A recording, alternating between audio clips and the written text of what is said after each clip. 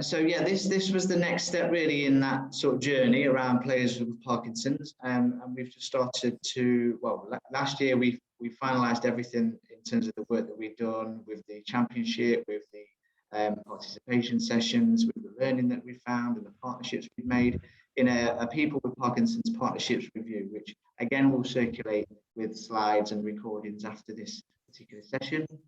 But many of you might have seen this populated on our website as well in the work that we've done. And this webinar starts the next journey of that, where I'm working with Parkinson's UK to more intently support groups and organisations to be able to welcome even more players with Parkinson's into their group or club setting.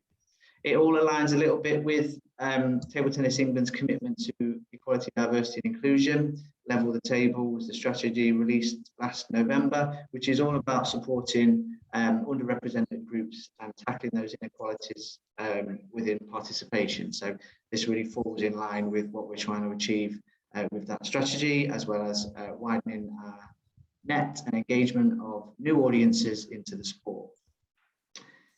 But as I say, that the Parkinson's review and level the table strategies, slides and recordings will be circulated afterwards, so we don't have to sort of sit and frantically make some notes if you've got any particular questions.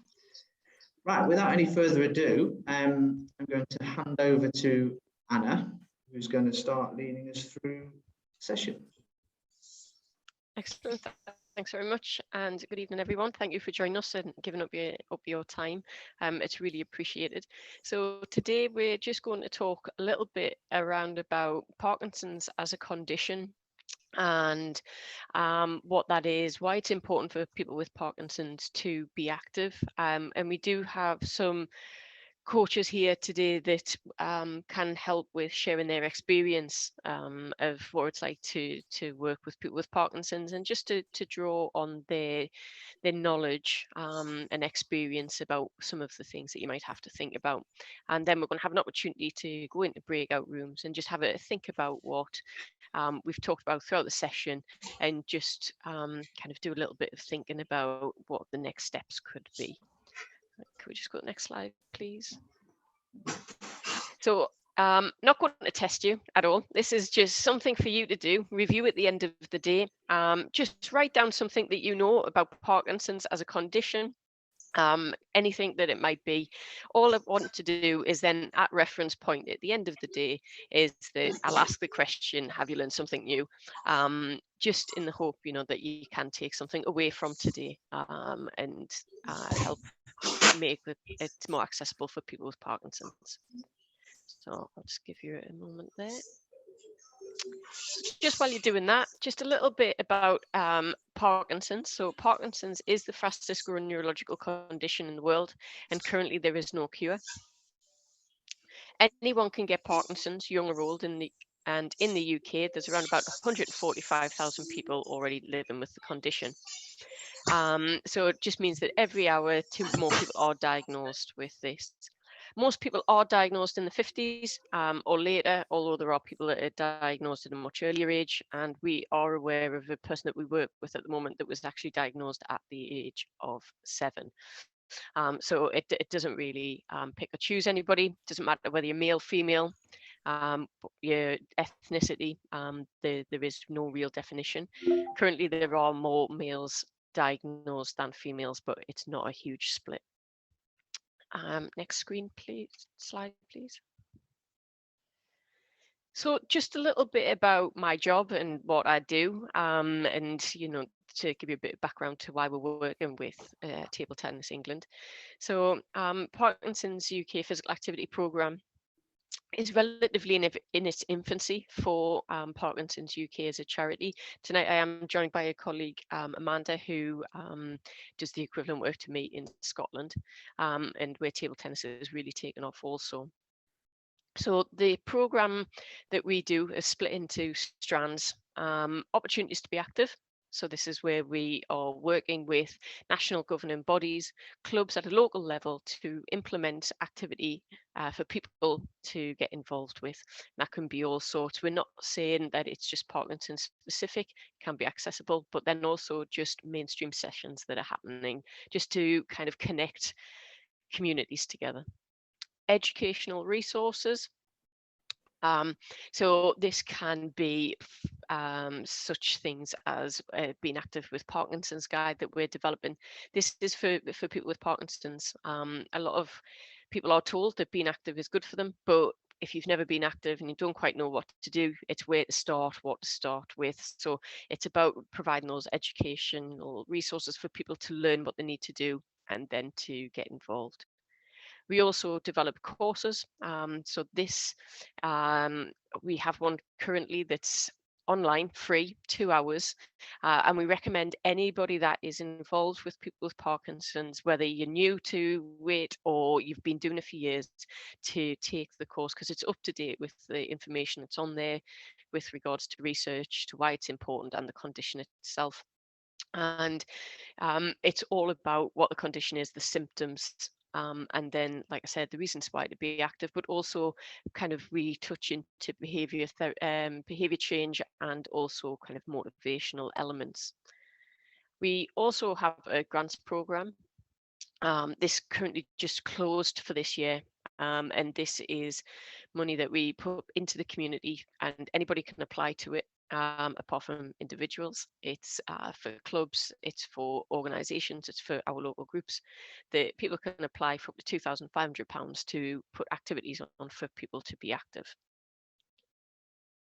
Next slide, please. So just an idea of the current partnership work that we are working on. So we have Sport England as our main funders. So, you know, they keep me in a job, as it were. So I'm very grateful for that. We work with We Are Undefeatable for the campaign there, and we've been very, very lucky to have a good profile within these adverts. If you've seen them, you may have seen the one with a gentleman that's struggling to get through the door, and then he starts kicking a ball. And doing kippy ups. That is John, who is a gentleman with Parkinson's, who football just keeps him going. We've got a partnership with Everyone Active, who are currently providing free memberships for people with Parkinson's to the gyms and classes and swimming pools, and various other organisations there that we work with to educate coaches, volunteers, staff, and work with to get activities starting within local clubs at grassroots levels. Next slide, please. Thanks. Okay, we're going to try the tech for the first time tonight. Hopefully it works. If this doesn't play, please just drop a quick message in the box, and we'll then drop the link. If you do have to go off and watch it, watch it, please. And then when you come back, if you could just start, give us a little heads up that you're back in the room, and then we can continue with the presentation. Parkinson's is a condition that affects the brain. It develops when cells in a particular part of the brain stop working properly and are lost over time. These brain cells produce an important chemical called dopamine. The brain uses dopamine to send messages to help control movement. Everything from walking and talking to writing and even smiling. Eventually, the brain cannot make enough dopamine to control movement properly. This is when symptoms start to appear. These problems can be subtle at first, like handwriting becoming smaller. But as more cells are lost, problems with movement get worse, and some people may also experience other symptoms. We don't fully understand why dopamine-producing cells are lost in some people and why people get Parkinson's. But our researchers are working hard to find ways to protect these precious cells so we can develop better treatments and one day a cure. Fantastic. And just, next slide when we can, please. Yeah, so that's just a little bit of an introduction about the condition there. We'll touch on a few symptoms a little bit more later on. And this is also just to try and get you to think about what people face just on a day-to-day basis and how that could impact on somebody trying to get active or to become active and also stay active. Now, this video, I love this video. I use it all of the time. It's really quite hard hitting, but it's just how your day compares to Janet's, and it's just giving you a real insight to what it's like living with Parkinson's.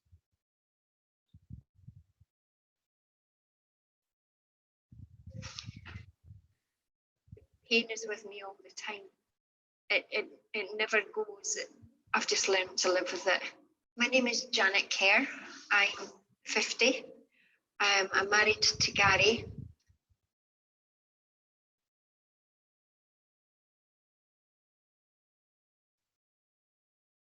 We've lost the sound, Colin. I think it's because you might be on mute.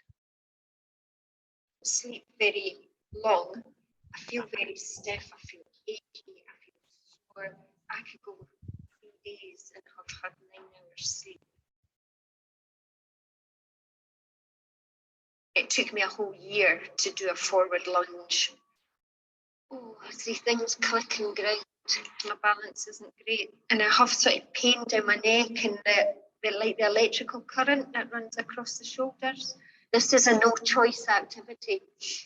Unless I want my day to be pretty immobile. Ow, it's sore.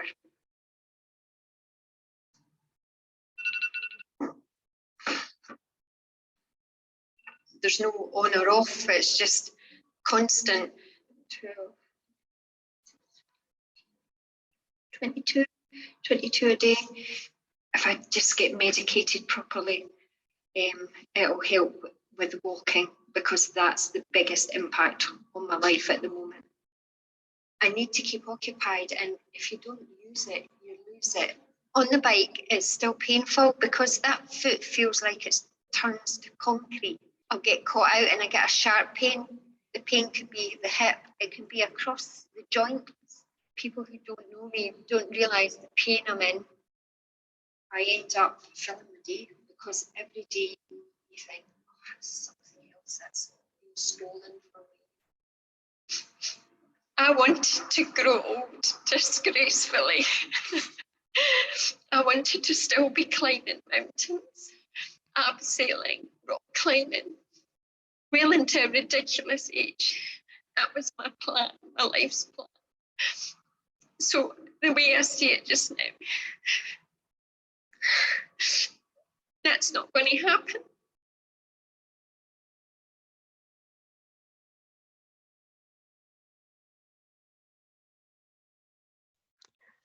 Thanks.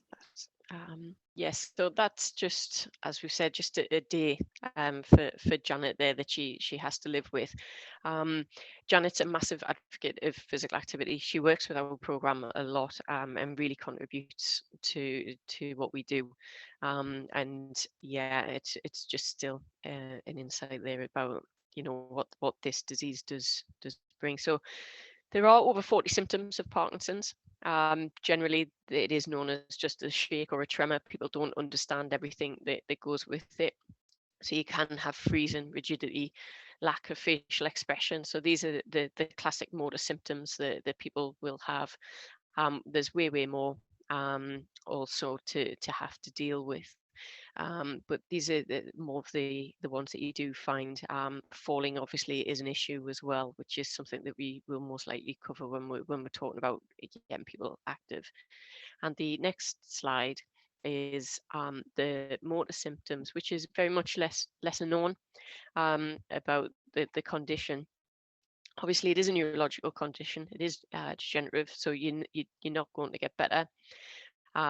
You know, Parkinson's, it does is rather fluid. Some days are better than others, and you can do more. Other days you can do absolutely nothing. It's very unique in that. And one of our favorite sayings is that if you've met one person with Parkinson's, you've met one person with Parkinson's. For the simple fact that it doesn't matter who you speak to, the medication regime will be very different to each other. Symptoms will be very different. They may have some that are similar, but it's unusual. One that I really want to point out. Oh, so I think lost sound, Colin. I don't know if it's every time. Can everyone hear me now? I can hear you all right, yeah. Yeah. Yeah. One that I would just like to bring to attention is apathy, and a lot of people, when working with people with Parkinson's, they'll call it Parkinson's apathy, and it's a part of the loss of dopamine as well.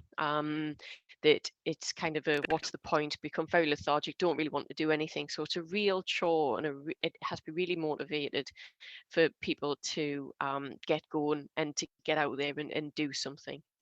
But what we do say about physical activity is that it's something that a person can do now to take control. But just if you look at a few of those symptoms as well, is that there's a lot of side effects to medication that people take. So hallucinations, for instance, can be a side effect from medication that they're actually taking to control other symptoms of Parkinson's. So the reason why a lot of people with Parkinson's end up with a huge medication regime is that it's taking pills to counteract for other side effects and so on. Next slide, please. So we have a huge campaign that's called Get It On Time. It's all about the importance of people with Parkinson's having their medication on time. It has a huge impact if they don't on their symptoms, and this video is just one of those that brings that to light. So it is something to be very, very mindful of when delivering to people with Parkinson's, about the time of day you hold a session, but also about making it a very open environment, that if an alarm goes off that they need to take their pills, that they feel they can take their pills. A lot of people are quite embarrassed about this and then would go without, which will have a huge impact for the rest of the day and maybe that days to come. So this is just a little bit so you can get an understanding of the impact on the symptoms.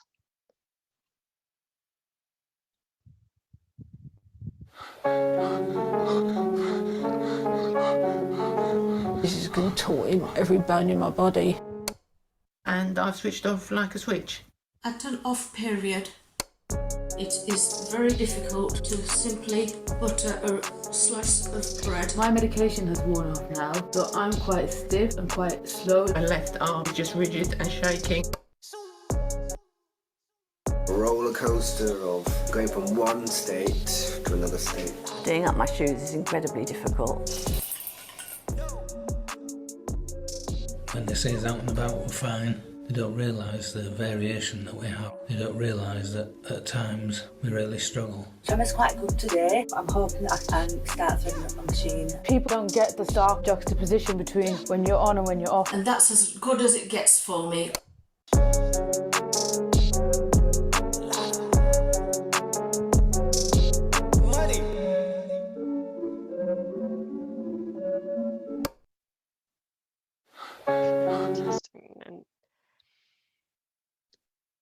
Yeah, so just when you're looking at that, obviously you can see the huge variation in people's symptoms, and you picked up on a little bit of terminology there, and those who've worked with people with Parkinson's will realize they talk about being on, they talk about being off, and there is quite often terminology that you pick up along the way that they use, and that's very much one of them, that it is pretty much on or off for some people. Some people, I don't want to be making it all doom and gloom. There are people who are very capable and don't suffer hugely with symptoms for a very long time.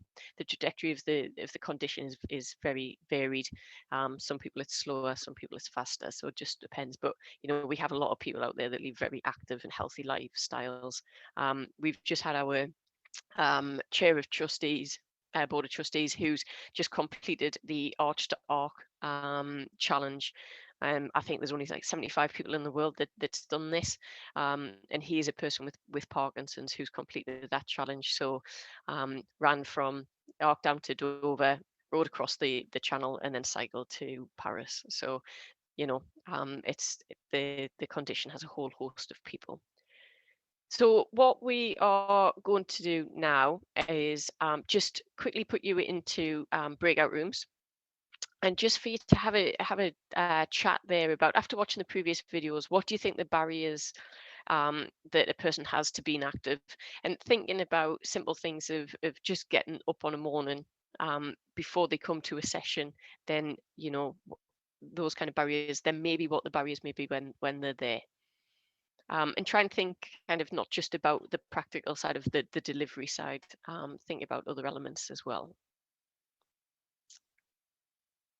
We're going to try and go into breakout rooms for this one, aren't we, Anna? Yes, please. Okay. If not, we can drop stuff into the chat.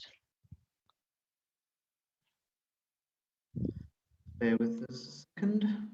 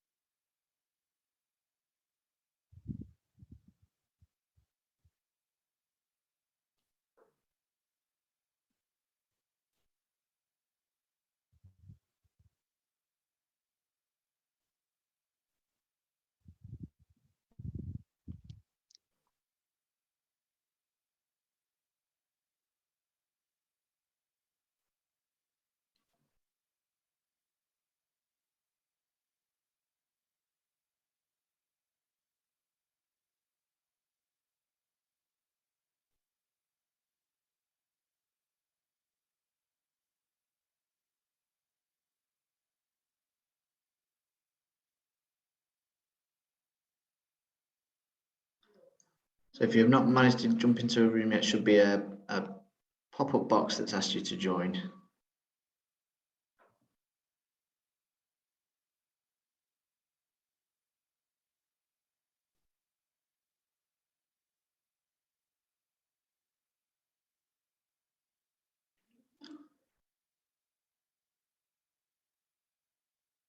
Francis, are you okay? Do you need to jump into a room?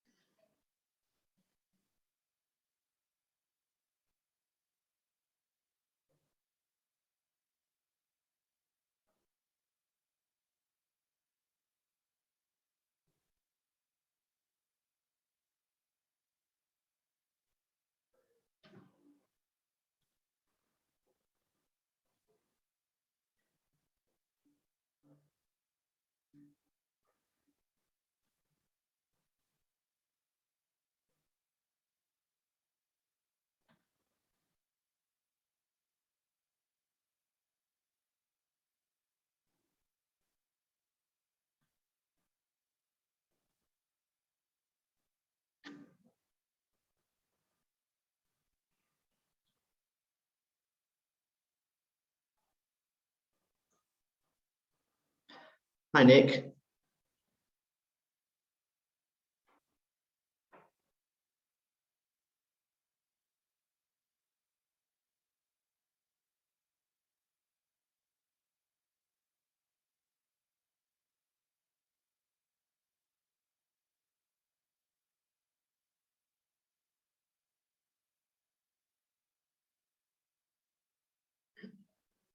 Nick, have you just joined us?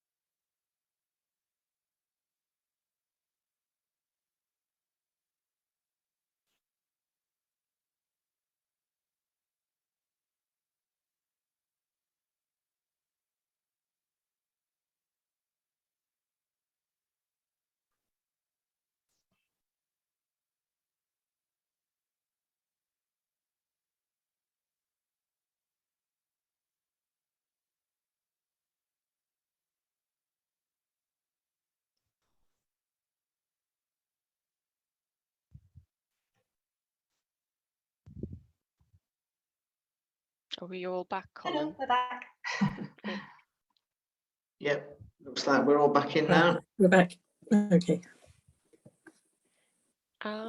Shall we just take, if there's anybody who is willing to, is there anybody want to feed in something that they learned from that conversation, or something that they've thought about, or if they've been, we had somebody in our group with Parkinson's that shared some information with regards to barriers that they felt. So is there anybody that would like to share anything that they've just done? It's not, you don't have to, there's no force, it's just purely, if you do, I'll move on if in the next 10 seconds we don't have anybody speak up. Just speak up.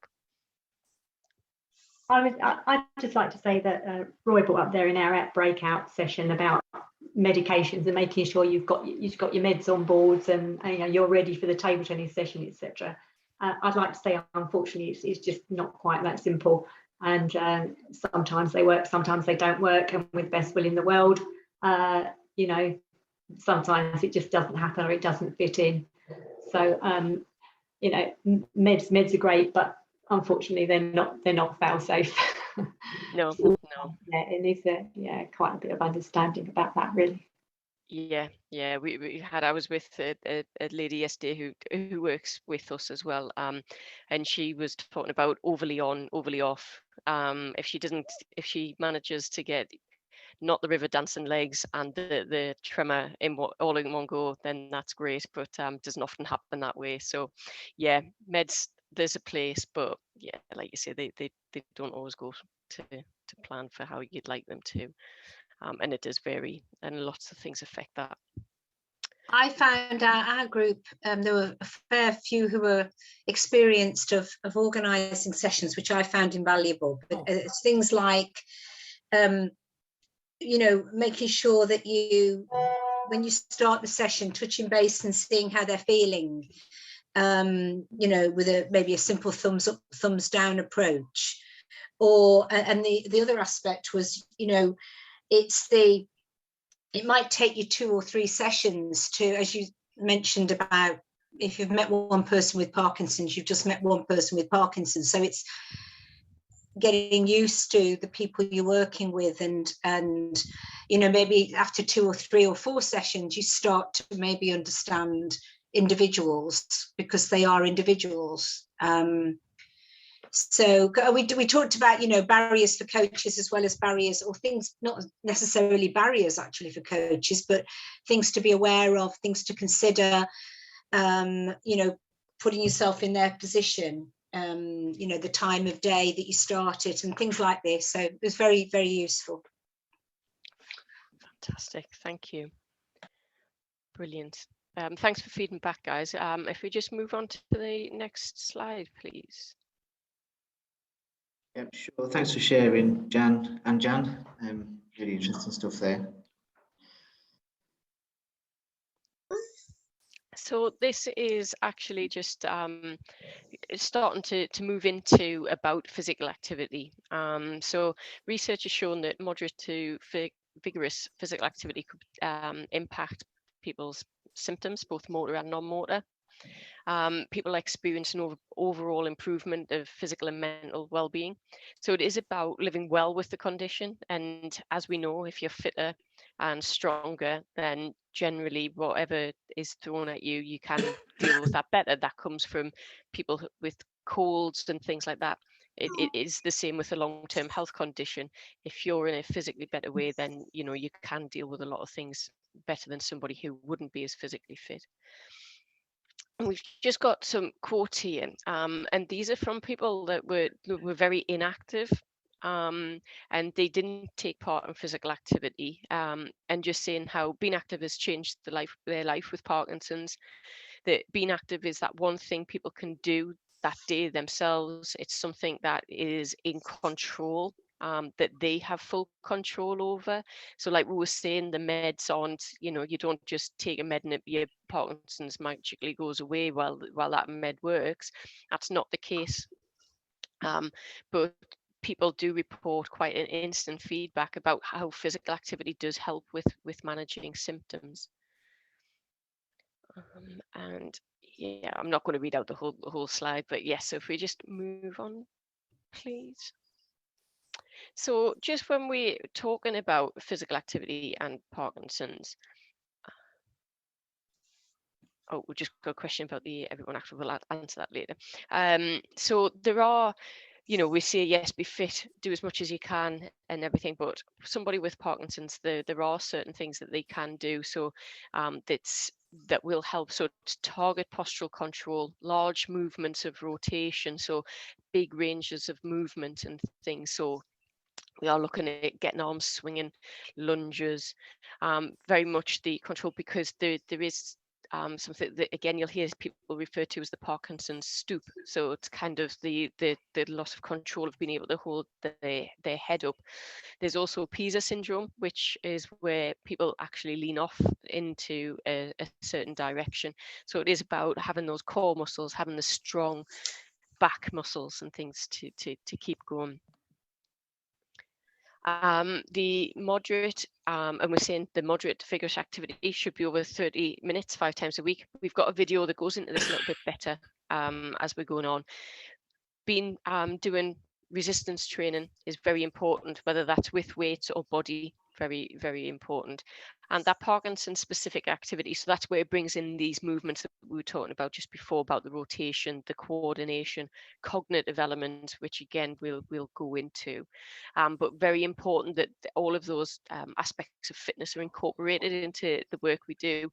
And you know, we won't go into this about preaching how you do that. I always say that you guys are the fountain of knowledge within your sport. You know that. We can give you the things that people need to do, and you can come together as a community and work with people with Parkinson's to see how you can incorporate these into sessions, these elements into sessions.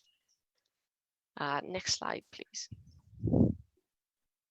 Okay, so this is a video just talking about intensity and what a person with Parkinson's should look to do. So a bit around about the science of being active.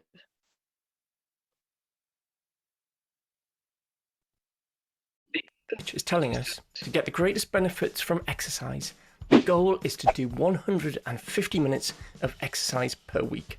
This is the amount that has been worked out to have the best results in the management of Parkinson's. That 150 minutes is best done in 5 30-minute bouts, and we're looking to reach a moderate to vigorous intensity. Remember that this is a target to work towards if you're not there now. 150 minutes per week is an aim. If you haven't exercised much before, start with low to moderate intensity exercise and build from there. Start with just a few minutes and build it up to the 30 minutes or more over time. Once we create the habit, we can then build on that habit. We talk about intensity a lot. Let's have a quick look at what we mean. The core categories are light, moderate, and vigorous. And when it comes to Parkinson's, we particularly focus in on the range that increases from moderate to vigorous. When we talk about intensity here, we are talking about how hard we're working. That is our level of exertion. There are several ways we can measure our intensity. One way is to measure our heart rate. The harder we work, the faster our heart rate. Alternative and more accessible methods use our perceived exertion. That is how hard we feel our body is working. It turns out that these are really good measures of our intensity. There are 2 great methods that we may want to choose between. The Borg rating of perceived exertion, you might hear it called the Borg scale or RPE. This is the scale from 6 to 20, where 6 is no exertion at all, and 7 to 11 is a steady progression through light intensity exercise. We're interested in the scale from 12 upwards. It's a great tool when we have some practice in using it. Perhaps the most accessible is the talk test. Here, we measure how our intensity or exertion is affecting our breathing. The rule of thumb is, if we can talk, hello, how are you, but not sing, we're working at a moderate level. If we're not able to say more than a few words without pausing for a breath, we'll be working at a vigorous intensity. The key point to mention here, whichever tool we use to measure it, our level of intensity is personal to each one of us. For any exercise, each one of us will have our own experience of it. To demonstrate, here I am and here is Mary. She's an international and Olympic level athlete. Let's take an exercise as an example and take a look at mine and Mary's intensity meters to see what happens for each of us. We may look at this and be able to predict what's going to happen here. Sure enough, as I set off doing this exercise, my exertion rapidly rises to vigorous, even though I'm keeping the size and speed of the movement exactly the same as Mary. In contrast, Mary levels off at the border between light and moderate exertion levels. She needs to increase the work required to push herself into the moderate and vigorous levels. Let's take a look at what we can do to vary intensity levels. First, it's worth saying that almost any exercise done for long enough will eventually feel like we can't go on any longer, and as though we are using maximal energy to keep going. That is part of the story, but we are looking to measure our intensity on a much shorter time scale, more in the minutes and even seconds. So there are two main ways we can increase the intensity that we're working at. The first one is speed of movement. If we keep the movement the same and increase the speed at which we do it, we will increase the intensity we're working at. The second is adding a resistance, like a weight, a band, or uphill or upstairs for walking or running. That will also make us work harder for any given movement. It's worth noting that we can also increase challenge by making the movement more complicated or adding a thinking challenge, like counting backwards in 3s from 100. So, with all of that said, what are the things to include in our 150 minutes? The ideal weekly program will include heart pumping, lung puffing cardiorespiratory exercise. When it comes to this, aim at 3 or more times a week when it's vigorous, or 5 or more if it's moderate. Again, this is the goal. You might find it best to start with smaller bouts of lower intensity activity. You can then add to them by doing them more often, like a couple of times in a day. You can then make them longer and increase the intensity over time as your body adapts and you get fitter. To develop our strength, look to include this 2 to 3 days per week. Start steady, and as your strength and skills develop, you can add intensity by adding resistance and doing more repetitions. These are the two main categories that will make up the moderate to vigorous intensity exercise. We can then either add on top or integrate the neuromotor exercises. These are the exercises that develop our motor skills, such as posture training, balance, coordination, gait, and agility. And we include multitasking in this too. These are the exercises that we mentioned that add challenge to the intensity. We can then add on top stretching. They are exercises that develop our flexibility and range of motion. We can spread that across our week, doing it at least 3 times a week and doing it daily to get the most from it. Good luck and happy exercising.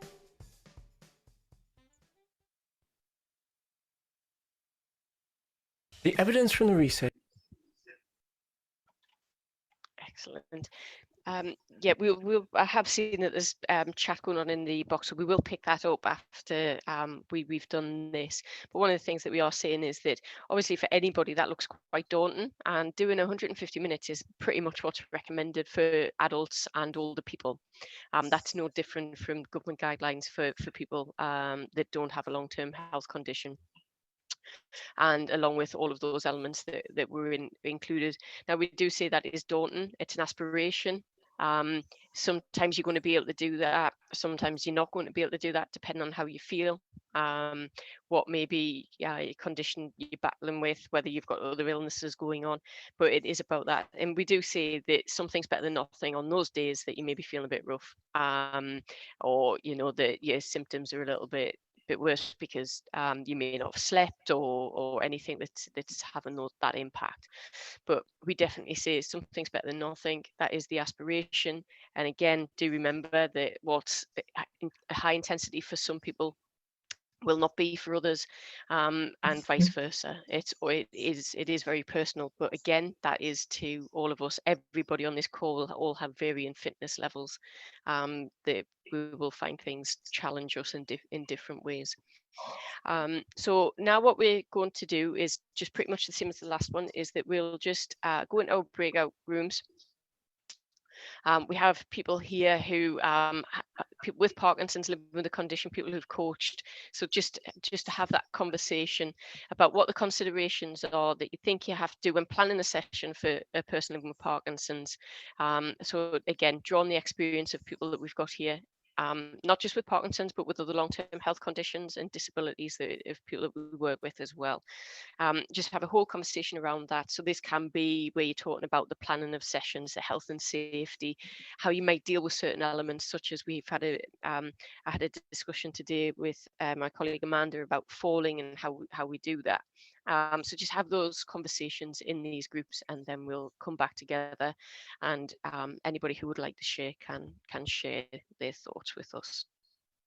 Thanks, Anna. Yeah, it'll be a quick round, this one. Obviously, we hopefully did all the introductions in the last breakout rooms. I'm conscious of the time, so we'll give around 3 minutes to do this task.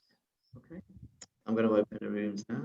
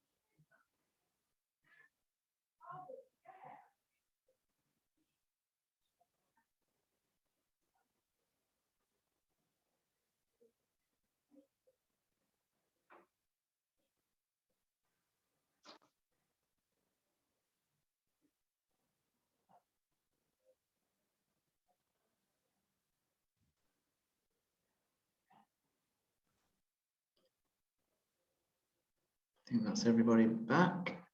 Is everybody back? Right. Thanks, guys. I think that would have been a very, very quick discussion there about that. I think because of that, Colin, I'll just open it up now, that if this is something that people are wanting to explore, it might be worth it. We can bring some expertise in and do a specific session for those coaches that want to maybe take this a little bit further if they feel they need that. If we just go to the next slide.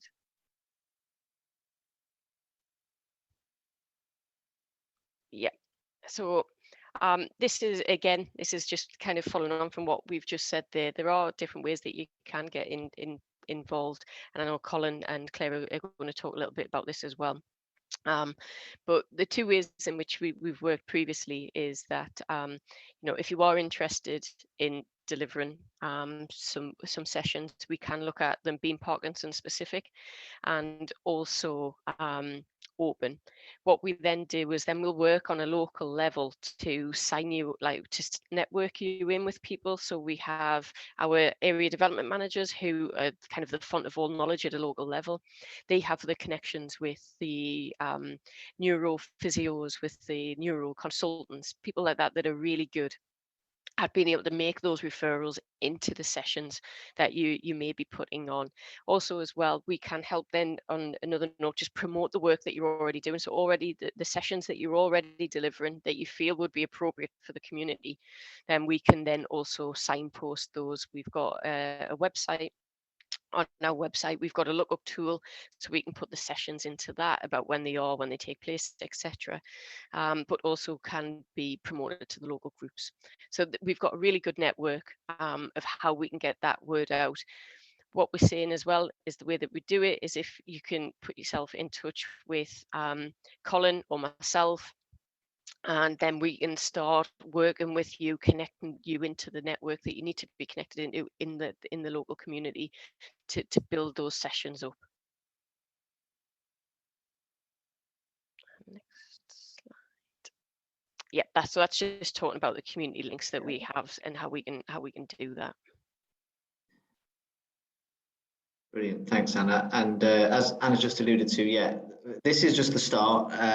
We've done work with players with Parkinson's groups hosting Parkinson's specific sessions, and also players with Parkinson's included into existing sessions and clubs. And this is just the start of the next stage of the journey, and we want to educate even more of table tennis community around Parkinson's and the opportunities that could be put on and provided for that audience. We know and we've seen the impact the sport's had on our players with Parkinson's, and we just want to further embed that across the wider table tennis community and ensure that people feel included and coaches and clubs feel supported in which to do that. So thanks Anna for that information.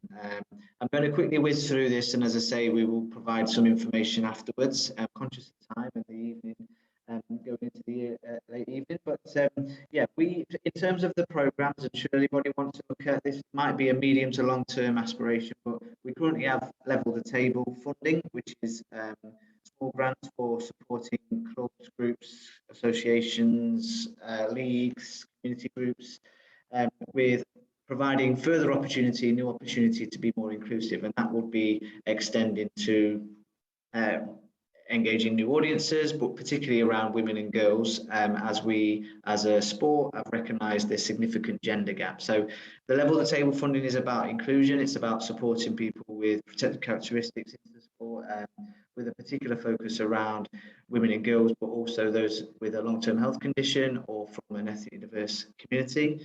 We've just released a round at the minute, which is specifically around women and girls engagement, but it can be extended to intersectional characteristics of women and girls. So it could be ethnically diverse communities, could be long-term health conditions, disability, etc. It's a rolling programme of funding that the register of interest and application is now open. We will make sure that you've got that link should you be looking to extend your reach or provide new opportunity or new sessions, use level of the table funding to do that. We also have a program called Ping in the Community. This is subsidised packages of table tennis equipment, resources and training to try and support new groups emerge, but can also be used by existing clubs and groups to extend their reach or provide further sessions or expand their sessions to accommodate a wider audience and more people into their club or group.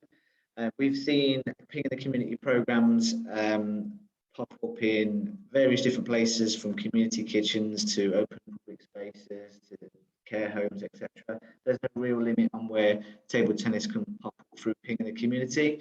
Again, it's about introducing the sport or adding value to an existing provision. It can't necessarily be used around replacement of old tables or trying to get some new equipment. These packages are subsidised, so we meet 50% of the costs just to enable new groups and existing groups to to support them into providing more opportunity.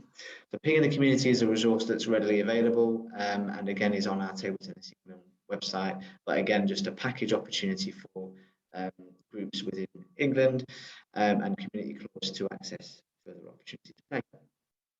And then the final bit from us is just, you might have heard, about 10 days to go until the Commonwealth Games arrive in Birmingham. And we've launched a toolkit where we want to celebrate as many opportunities as possible that are provided table tennis in celebration of the Games.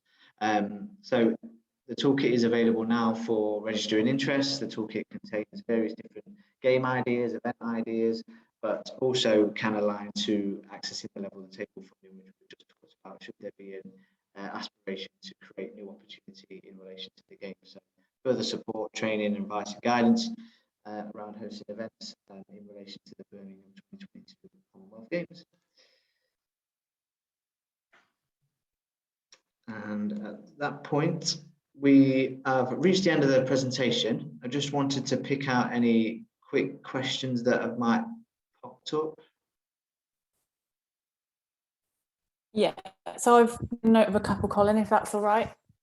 Great stuff, yeah. Also, just to say, the conversation in the chat is excellent. We've got some challenges, we've got some top tips, and that all some really good stuff coming through the chat. So if as we're sort of wrapping up and asking a couple of questions, if anyone does have any sort of top tips or things that they think they would encourage others to think about, I'd absolutely encourage you to pop that in the chat, because we can share that anonymously, or we can share that amongst the group afterwards as well. There's just some really good things coming through in there, so thank you very much for all of that.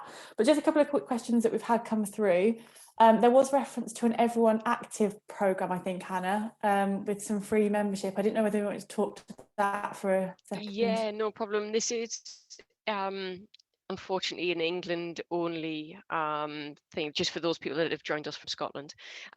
It's the membership, a gym membership from Everyone Active, who run a lot of gyms across the country. They are offering free gym memberships for people with Parkinson's and also their carers. The person with Parkinson's does get it for a year. The carers do get a slightly shorter period, for the simple fact of that you can nominate up to a number of people throughout that year to help support you being at the gym. And if you're just wanting that one person, then all you do is you just re-enroll that person, but it's just the opportunity to do that. You do have to prove, if you're a person with Parkinson's, that you do have Parkinson's by way of a letter from your GP or consultant, or diagnosis letter that you may have got. I will say that we have had people taking advantage and twisting this a little bit, because we're having whole households sign up as people with Parkinson's and at the moment having access to free membership. So it is something that Everyone Active are having to try and to make their way through, but everybody likes a deal, so I can see why they would try and chance it. But it's a fantastic opportunity for people. So if you are working with people with Parkinson's, please do make them aware of it. It means there's more opportunities for them for people to get active.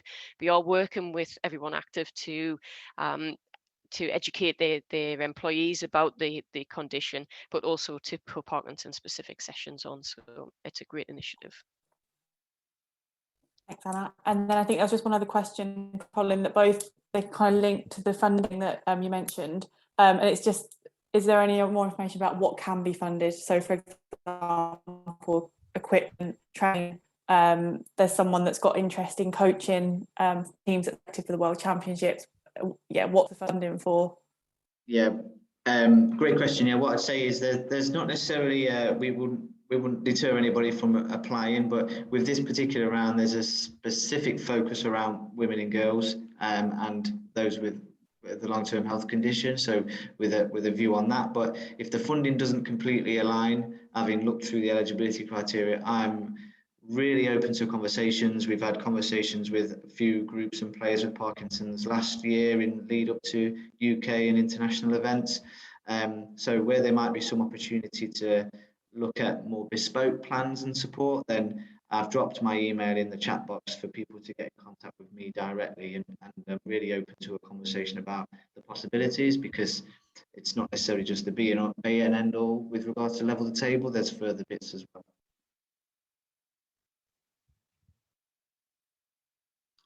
So yeah, I'll make sure. Well, you hopefully everybody's got my email address through the joining link, but it's also in the chat.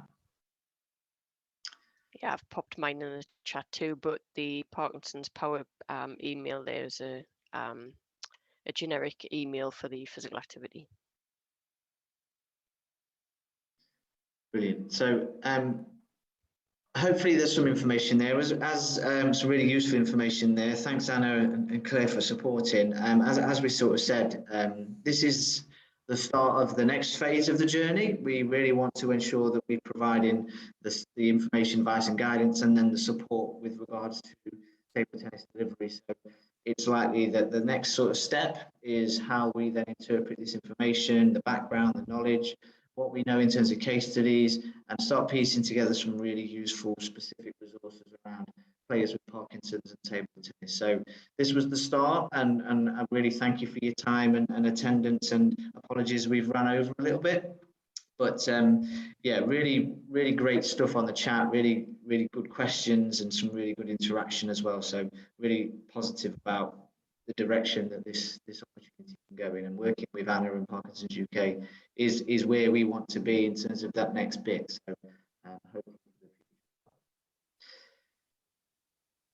So at that point, sorry, go on, Anna.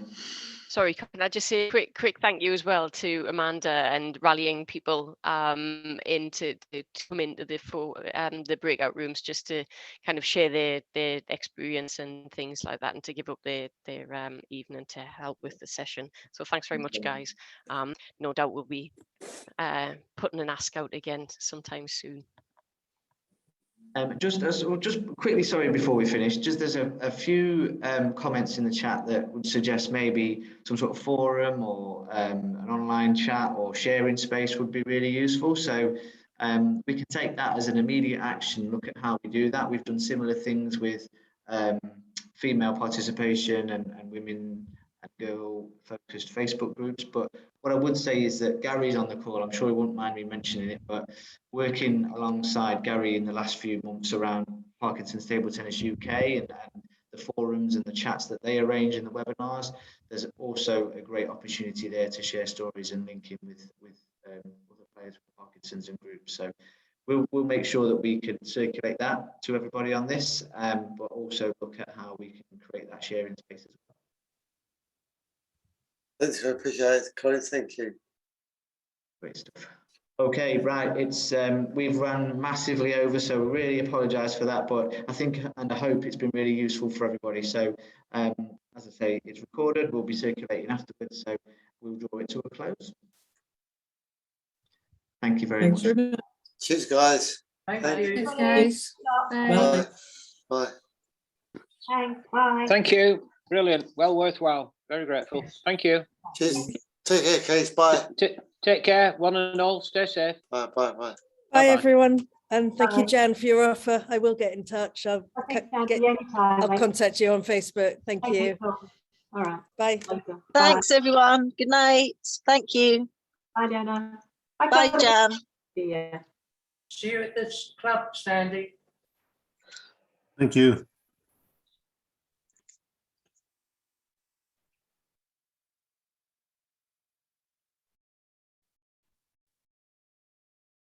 Anna and Colin. Hi.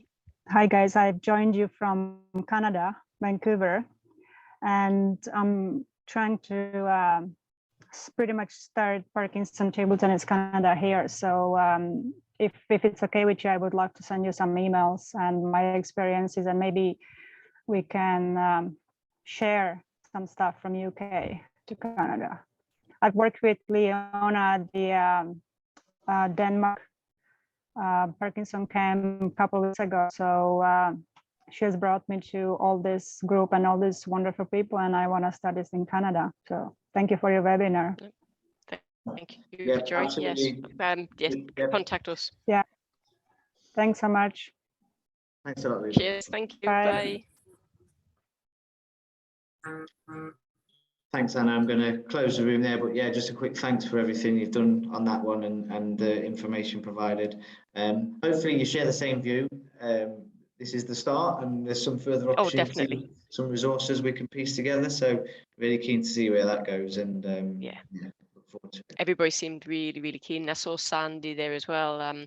She's been already approached by somebody down in London that we're working with to deliver the coaching for that gym. So yeah, fab stuff. So Great stuff. excellent. Right. Yeah, we'll Thanks, keep it go and going. enjoy what's left of your evening. Yes, and you. And yes, I'll drop you an email tomorrow, and we'll talk about next steps. Fab. Awesome. See you soon. Thanks, Thank Anna. you. Cheers. Bye. Yeah, Bye. bye.